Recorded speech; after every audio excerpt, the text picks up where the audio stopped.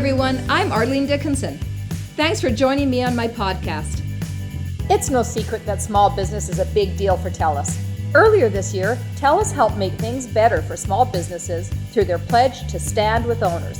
In continuing their support for owners across Canada, they are excited to introduce the Owner's Advantage Plan, an exclusive mobility plan tailored to help business owners stay connected to their family, business, and community.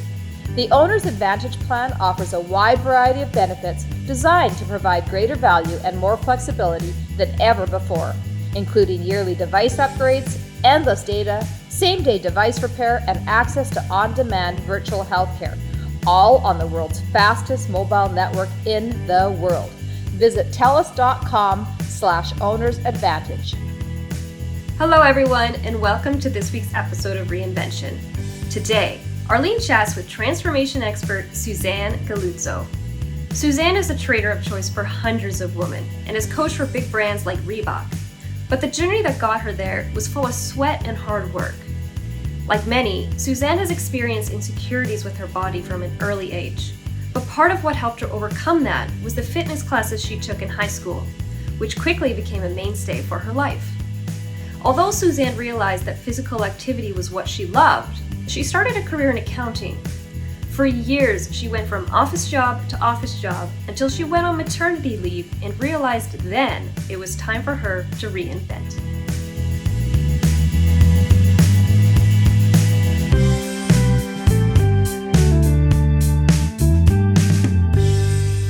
So I'm here today talking to Suzan Galluzzo, who is really the story of reinvention, because Suzan has gone from basically being in a very, what you would consider maybe more staid and I don't want to say too much bad about the profession, but a staid profession into a much white profession. Yes, to a much more outgoing profession. You started off, Suzan, tell me a little bit about your background. Okay, so in terms of like when I first started, like you, I mean, don't go back to when you were 2, but tell me, maybe you ought to, but I'd love to hear a little bit about, where you grew. Let's go to your young adulthood, when you were growing up as a young girl. What was your family life like? You know what? Family was great. My parents were both immigrants from Syria, so but my dad had migrated here when he was in his 20s, so.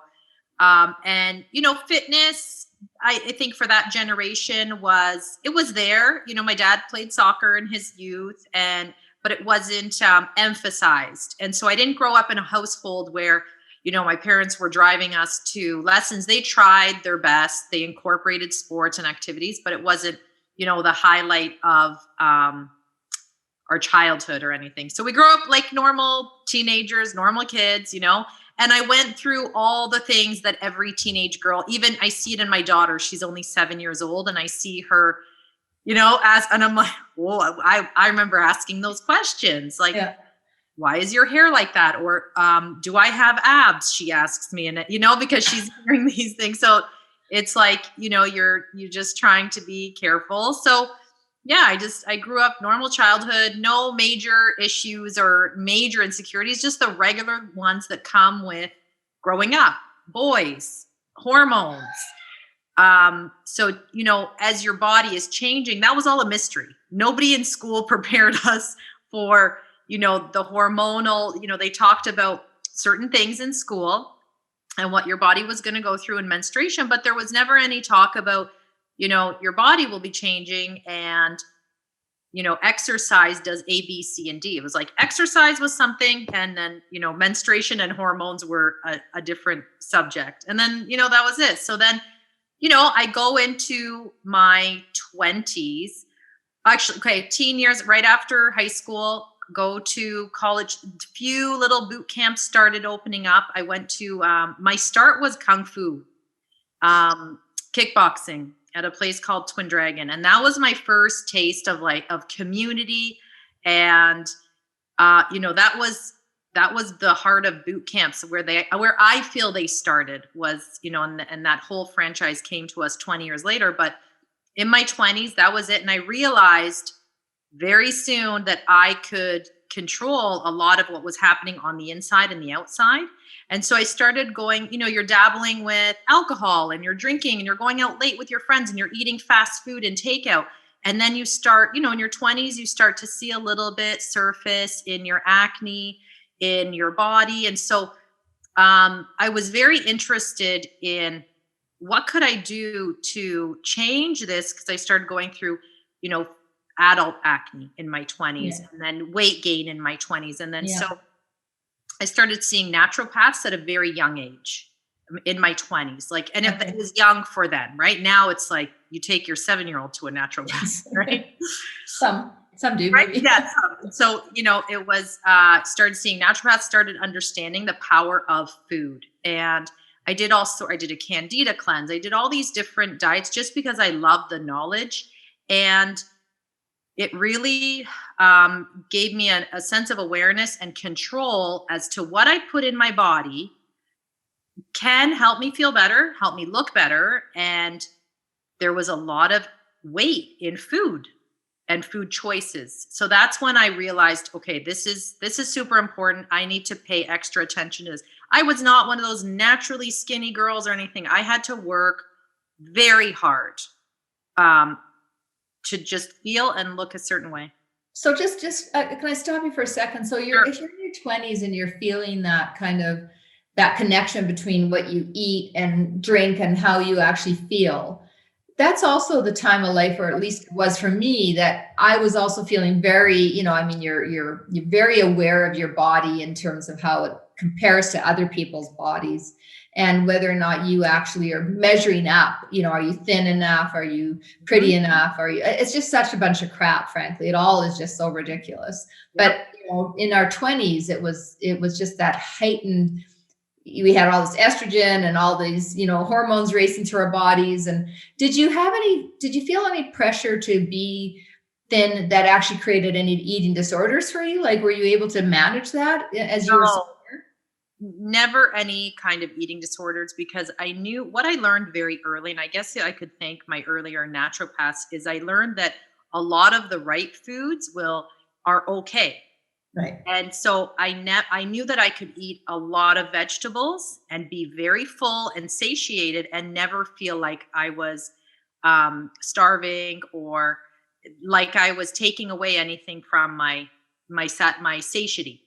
Yeah. So no, even though there was a lot of talk about like how, magazine girls and, did you measure up to them? And, we didn't have social media then, but that was, our social media. And so, but I guess I lucked out in that I knew the power of good food equals a lot of food. Yeah. Yeah. That's interesting. We forget that. I mean, we'll talk more about that later because I want to continue on with your story, but you're right. Like one of the things that my doctors have always said to me is, it's in North America in particular, we eat like twice as much food as we should. Mm-hmm. And if you want to eat, like fill half your plate with vegetables and salads or whatever you want, and then a quarter of it with protein and a quarter of it with some sort of grain, and you're pretty much set for life. Simple, but not. The Mediterranean diet seems to be like a smart choice for some people, right? Yeah. So, all right. So wait, how old were you when your family immigrated? Well, I was born and raised here. My dad. You were born here. Okay. Yeah, my dad came in his early 20s before. Okay, so you're first generation Canadian then. So all right. So wait a sec. So we're in our 20s. You're starting to understand the value of food and how you feel, but you're in college taking what? So I started I went to Seneca College. I did business first. Okay.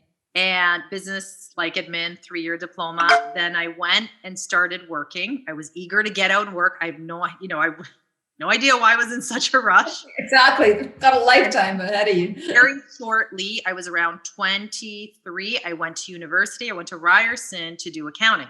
Oh, okay. Okay. Accounting. That makes total sense to me. Right.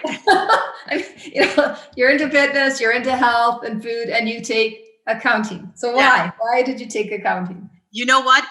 All the girls that I hung out with that I looked up to were all going to do accounting. So I was like, so you said that's for me? And, you know, I came from a family where it was like, you do what makes you money, so to speak, right?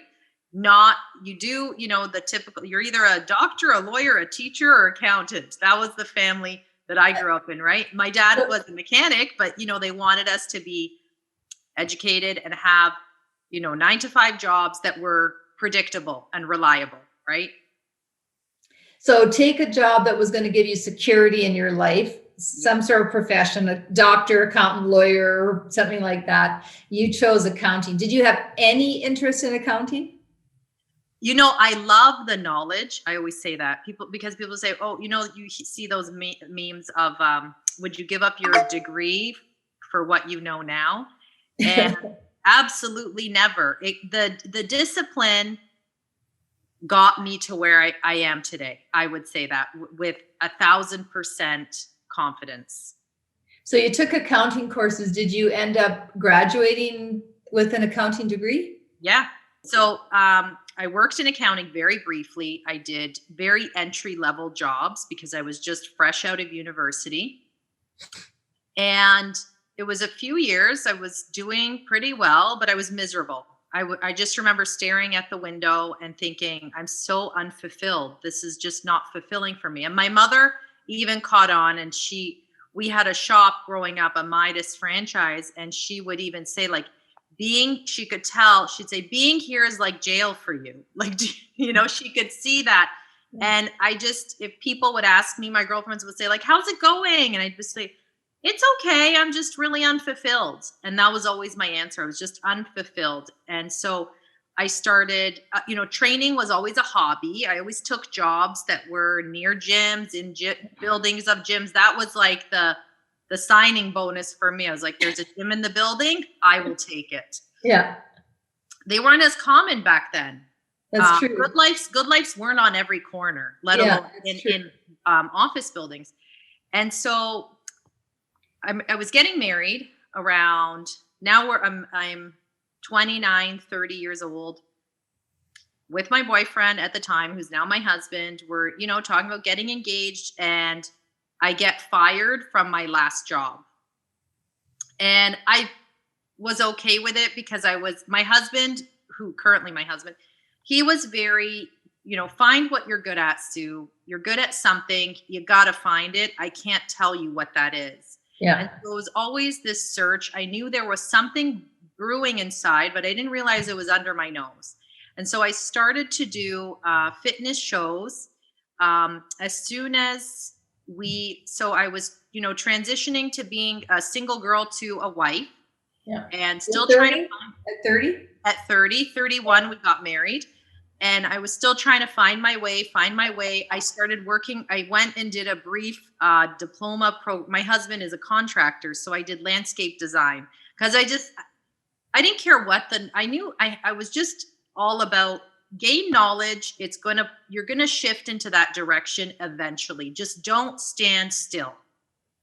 And so I was on the site with him. I was just trying to help him as much as possible, right up until we had our first child. Competing on stage, fitness competitions was my side gig. And, you know, I made an agreement with my husband, Stefano. I said, you know, as long as I can still compete, I'll work with you. That was the agreement, you know, and he was like, okay, that's great.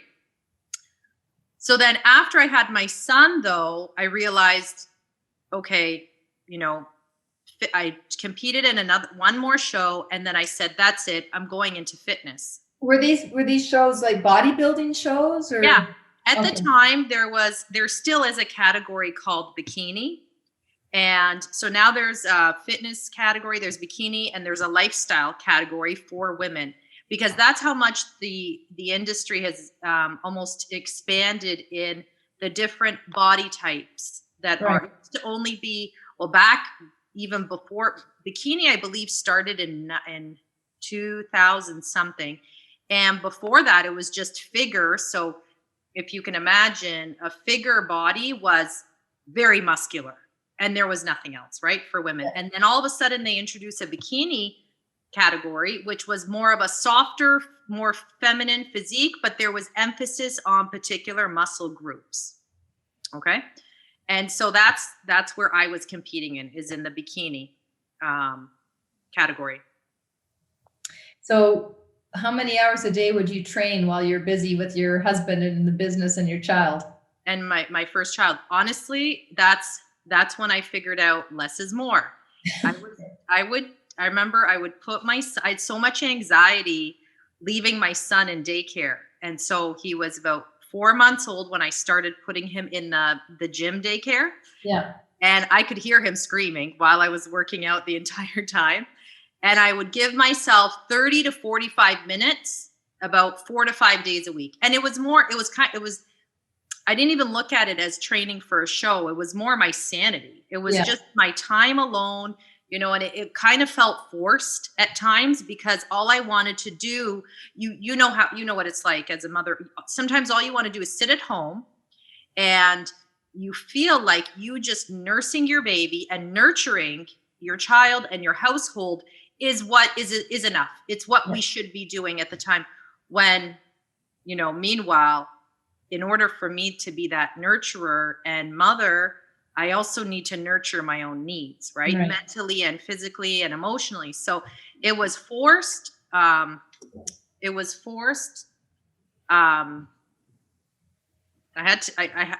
forced myself some days to let myself have that 40 minutes. Why do you think that's so hard for women? I mean, I just want to pause there for a minute because it's a recurring conversation, and given where you've ended up in your career, which we'll get to in a second, but it's a recurring conversation that I have with many of my female guests, which is it's very difficult to focus on us because we're so busy. I mean, we're raised to be caregivers, to put our needs last, to, if there's 2 pieces of, food, like if there's a table full of food, we're going to take the worst cut of meat and the worst, the smallest portion because everyone else needs to be fed first. Like it is like, it's a constant battle to think what you just said about, that basic principle, put your oxygen on first before you can help anyone else, but we're not good at it. No. Why do you suppose that is? Gosh, and it's the one thing I teach the most of is getting good at it and the reasons why, and constantly proving to ladies that this has to happen. I think we're not good at it. I mean, it's been generations of a matriarchal, where, mother is the backbone, and without her, we saw our mothers. I saw my mother. She was a great mother, but I would say, looking back, you broke your back for your family. Yeah. Whether it was long nights at the shop helping my dad, or, so we were raised watching this of our mother's generations. And so that's what we were taught. And now we're trying to unteach that, at the same time, still nurture the family. Yeah, it's a very difficult role. I mean, I have so much respect for women right now through this pandemic who are, trying to build careers or trying to build businesses if they're entrepreneurs, who have their family to homeschool, who have the household to take care of, who have likely senior parents that they're also trying to support. I mean, there's so much pressure on women right now, and it's hard to reinvent yourself. It's hard to think about, what can I be and how do I make myself fulfilled when you're just feeling like all you can do is barely get through the day and, make sure everyone else is okay. So it's a very difficult thing to do. And it's funny, Suzanne, sorry, I want to call you Sue all the time. So Suzanne, I'll call you Sue. It was fine. It's funny, Sue, how at the end of the day, it took me a long time personally to understand that when I felt good physically and when I ate properly and drank a lot of water and took better care of myself, funny thing, I just felt better about everything. Like things didn't, I didn't feel the same enormous constant stress that I was feeling up until that point in my life. I gained weight, I felt lousy, I was doing all these things, but I thought I was doing what I needed to do for everybody else, but I was last. So it's a very interesting thing. I love that you understood at an early age, kind of, that you loved that. I love that you thought of it as kind of more of a hobby and just something you did for you. But then somehow, somewhere along the line, you said you left off your story. You were bodybuilding, you were doing that, you were working with your husband. And then what happened? And it was that moment of clarity. I remember I left we had a home sitter at the time. Yeah. I would drop off Julius at this lady's home. She would watch him while I would go to work with my husband. And it was that was the last day I was doing that. I was just so unhappy with, doing the landscaping and then picking up my son. And I just thought there has to be more to this than, Yeah. I still didn't feel that fulfillment, although okay, I'm not working in an office anymore. Well, what do you really want? And that was the day I made the decision of, that's it. I'm doing fitness as a career. And it became I don't care if I make enough money to support my fitness competition habit. And that was my only goal at the time. And then you realize, well, usually what you're good at is the money comes later. Right. And then it flourished. I had so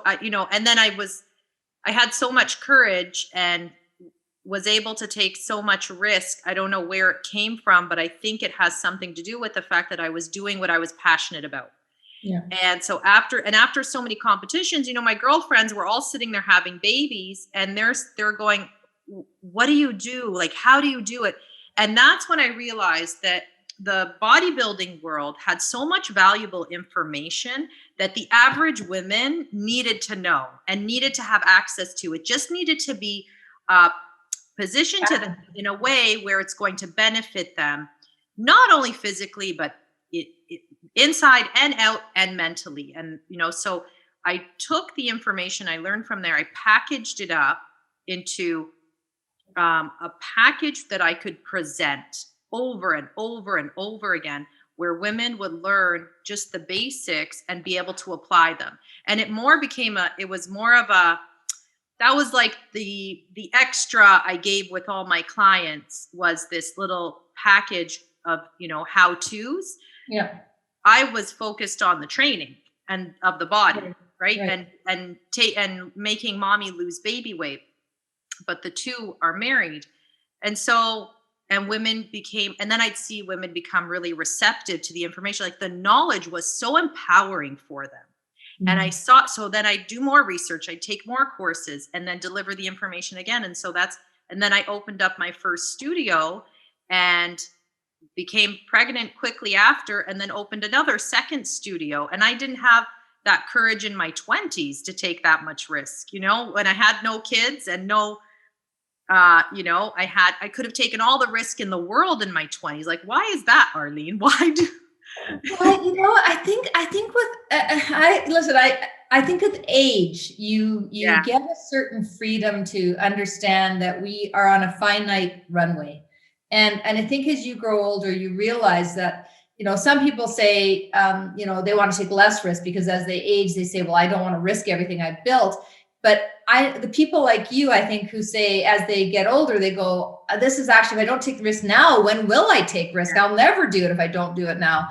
And so I think we have this courage of, we're more confident in who we are. Yeah. We're more comfortable with who we are. We know who we are. We know what our values are. We understand what matters to us. We know that it's not about driving money as much as it is what you just said really well, Sue, which is, you talk about passion and living your life.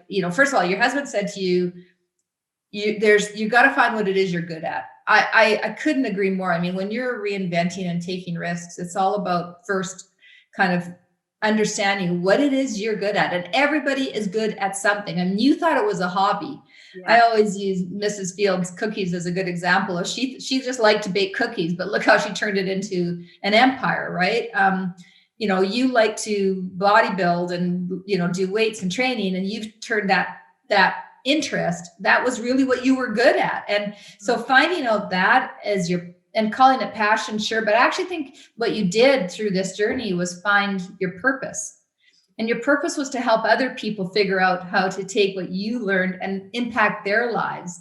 Mm-hmm. And why did you do it? And I think that's what gave you the permission to take the risk, because you found your purpose. You were going to do it because you knew it mattered.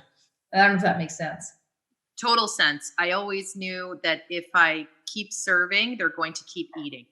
Just keep serving, keep opening and they're going to come. Right. And so then I went and I kind of overdid it. I opened up 3 studios. Of course you did. Right? Because I was like, I got to share it with the world and I'm going to spread myself so thin. And, I had 2 very young children, 3 studios. And then I landed a big a big job with Reebok. I was training their staff and it went from, so the one of the marketing director there did my program and she said, we need this program at Reebok. And I was like, cool, good luck pitching that one, right? Like who's really bringing in a transformation program to a corporate place, right? I was like, if that was the case, I would have stayed in corporate, the corporate world, right? But the world is changing.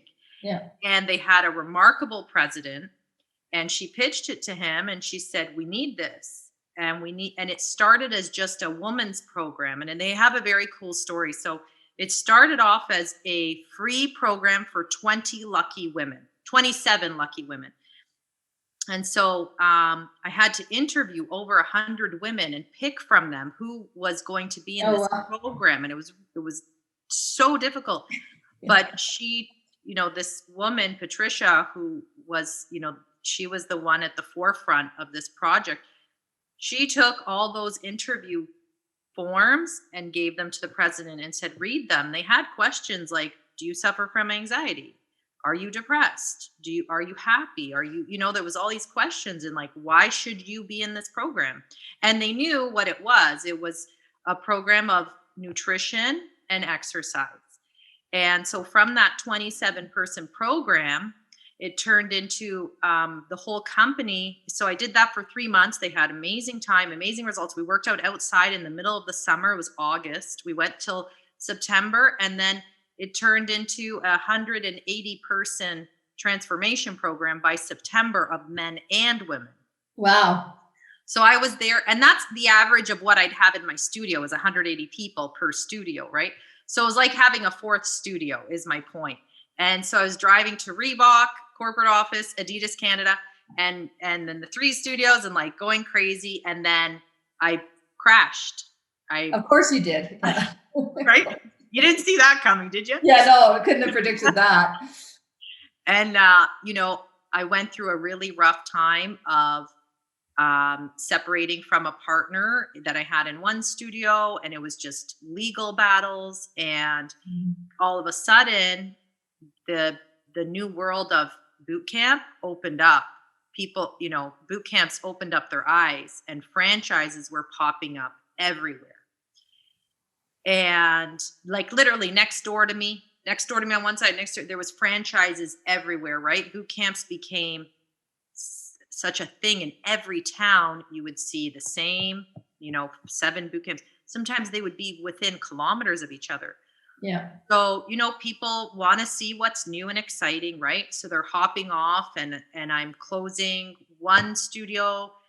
Then I had 2 very good studios, Aurora.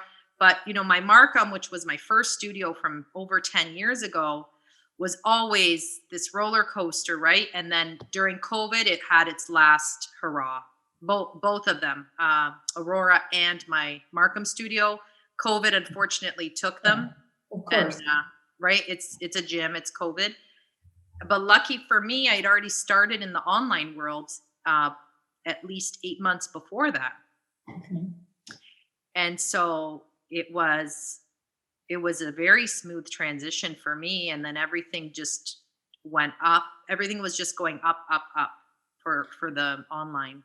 So, but did you feel any sense of, I'm interested if you felt any sense of failure when the studio shut down? Yeah, of course. Like it makes me cry because that was how I did everything. It was my life. Yeah. And you just felt like, during that up and down, you just felt alone. Yeah. Can you help people with that, Sue? Because I think this is an important point. because it's easy to kind of skate past it and say, Yeah. you know, I was doing good on online, but that moment of I built these studios, I put everything into it, I've written it out, and then this happens and you shut it down. I mean, I can see how much it affected you. How did you manage it? I think also we can't getting to that place is not going to be unscathed, right? Right. There's going to be so many battles, and I guess as a younger entrepreneur, I didn't. You don't realize you're in the battlefield until you come out of it, and you're traumatized from it. I was traumatized from that battle happening, right? And especially since people are jumping ship on you, so you just feel like you're deserted. You're yesterday's news, and then that was even a reinvention of myself. And I knew I had to reinvent myself at that time. So, what I would say to somebody going through, even now with, that could be happening to somebody during COVID. I was ready to say goodbye. It wasn't as traumatizing as it was, 3-4 years ago when my Markham studio was doing the roller coaster and all these franchises were opening up, right? And so I just think that as entrepreneurs, especially in Canada, in Ontario, this is your learning moment, right? I think that that's the moment you realize either you could decide. I remember so many times thinking, Sue, it's really easy to just, my husband would be like, it's okay, just, you could close and give up and that's it, be done. But you don't want to be, when you're not ready to be done, you don't want to be done. And it was like, okay, I started looking for coaches, business coaches online. I started going to seminars. I was just trying to do anything to keep me afloat. I started doing free nutrition sessions on the weekend. And this was like at the height of where Facebook ads had just started being introduced to my community. Mm-hmm. Now it's such a big thing for fitness entrepreneurs, Facebook ads.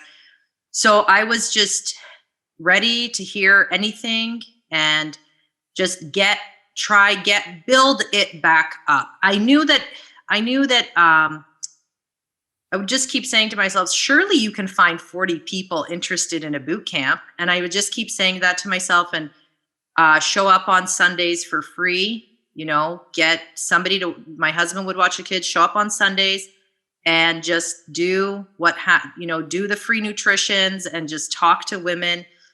It always paid off. Always, there was always a woman, I'll never forget. I have one woman in my online program that's where she started, and she's down almost 100 pounds. And had I not had those free nutrition, she would have never come my way, So I know that when you're kicked down, there's always something. The universe is just trying to prepare you for your next great feat. But when you're down, that's the hardest part, right? It so is. I mean, I really appreciate you sharing that story, because I think, as I said, on the outside, people will go, oh, she was online when all this happened. She was just so smart about it all. And you were, but that doesn't in any way negate how hard it is. And then in Canada, you mentioned it, Canada and Ontario, anywhere in Canada. We have a tall poppy syndrome in this country for sure. And there's nothing that anyone likes better than seeing somebody successful not be successful anymore. And that emotional burden you feel of, you got into it to help people, and here you are having people publicly see that you're not making the success that you're telling other people to be. Like it's very challenging, because you have a lot of eyes on you and people are looking to you, and somehow you have to show up every day in the business you're in and give people the strength and courage to carry on with the program that you're giving them, which means you have to appear strong and courageous and, absolutely able to do and handle anything. Meanwhile, inside, you just want to go pull the covers over your head, because, right, is like, it's. And I used to say that, like, it's really hard to drive to a location and motivate women when that location is not making any money. Right. You're about to close that location. They have no idea. Yeah. And they have no idea. And it's like, it's just because I don't have enough people that, but, through grit and just staying the course, I knew that there was always going to be a woman that needed my assistance. And that's what kept me going. And it was a very traumatizing time. I mean, I remember driving my kids to skiing and crying the whole way there. And they didn't know I was crying, but I was just sobbing just because the thought I was going to lose my first studio. And then, just you learn, I guess, through perseverance, and you learn different skills. What I think is important, even though all those things that I tried to do to resurrect the studio, they might not all work, but I feel like they prepared me for even this part of my life now, so I feel like there's nothing is ever a waste of time. That's what I try to tell. Do anything that you think, even if that seminar, I got one thing out of it, just one sentence out of it, and a good lunch, then it was worth going. Even though it was 8 hours and it was, the rest of it was crap. One good thing will definitely just set you in the right direction. I love that. One good thing and a good lunch makes it all worthwhile. I love that. I'm going to remember that line. And here you are now. I mean, you've gone through you've reinvented yourself. You went to school, you took accounting, you went from that to, doing something for yourself, to working with your husband, to then building your studios, to then building this very successful online program that I know. I mean, you've helped many of my friends. And this is how we connected, because I was talking to a good friend of mine who told me that she had lost like 30 pounds and was feeling so good. And she was just, you could hear it in her voice too. I was really, and it's what intrigued me, because I could tell the difference. You can tell when somebody's happy. You can see it in their countenance. You can see it, you can hear it in their language, how they hold themselves. And with her, I just thought, wow, you sound like a different person. Yeah. You sound like you're so much lighter mentally.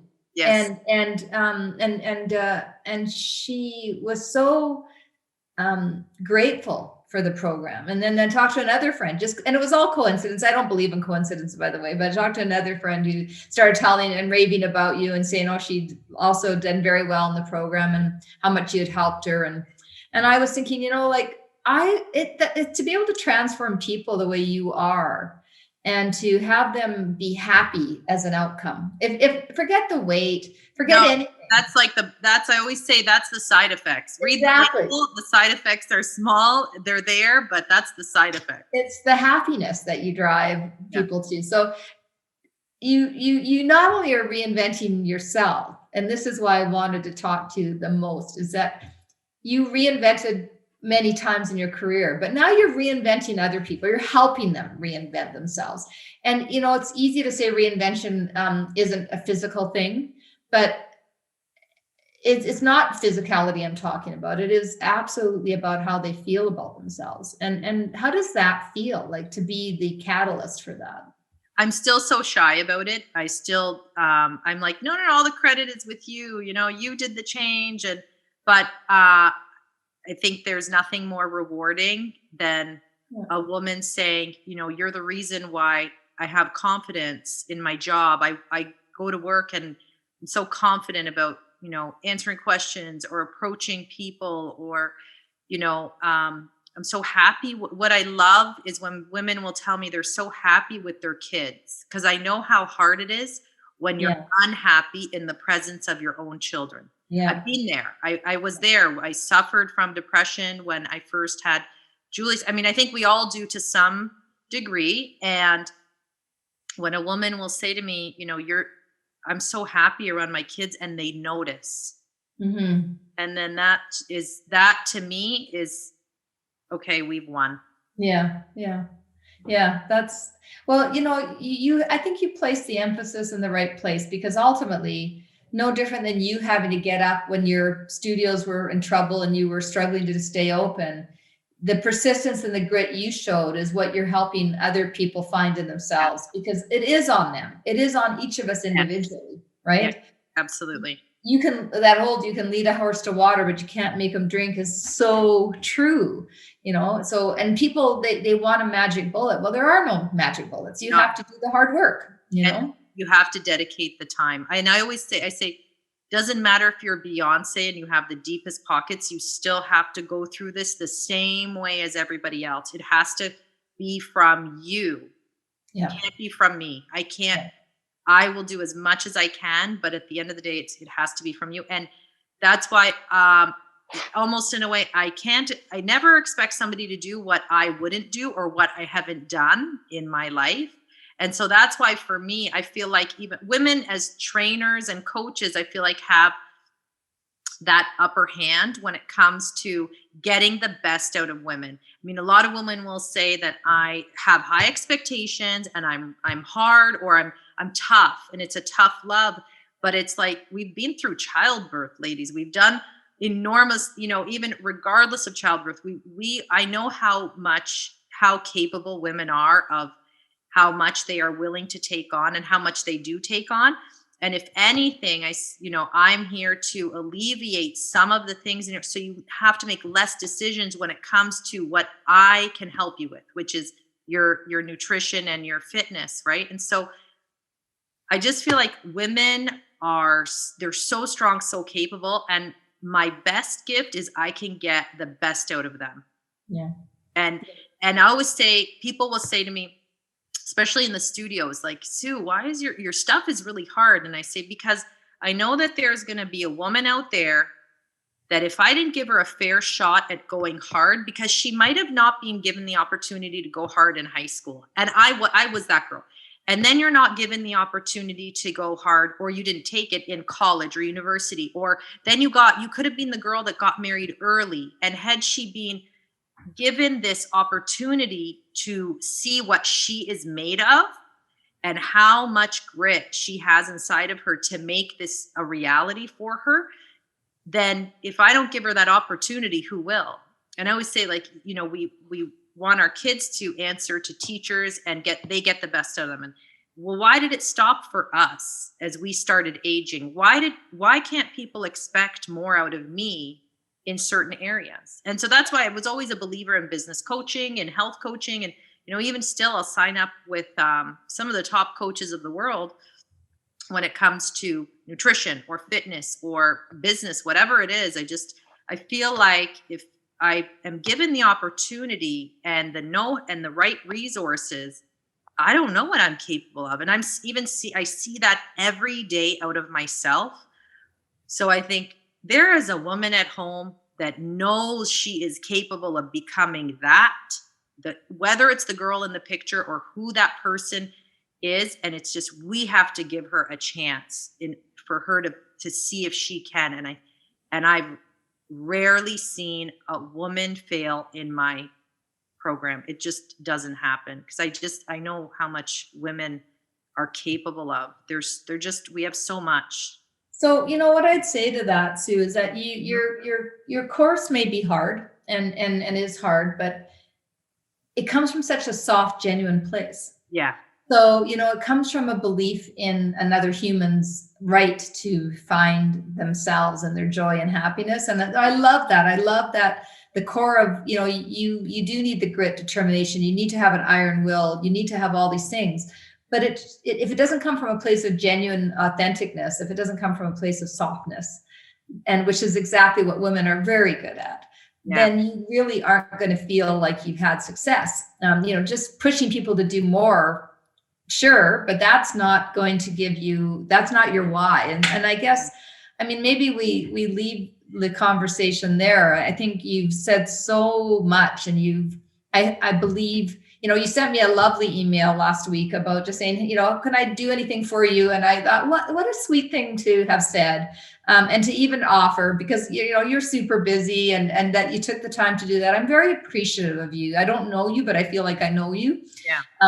And I know you've helped so many of my friends, and I'm grateful for that, because they're so much happier. And I'm going to probably take you up on all of those offers that you gave me. But in the interim, how do people find you online?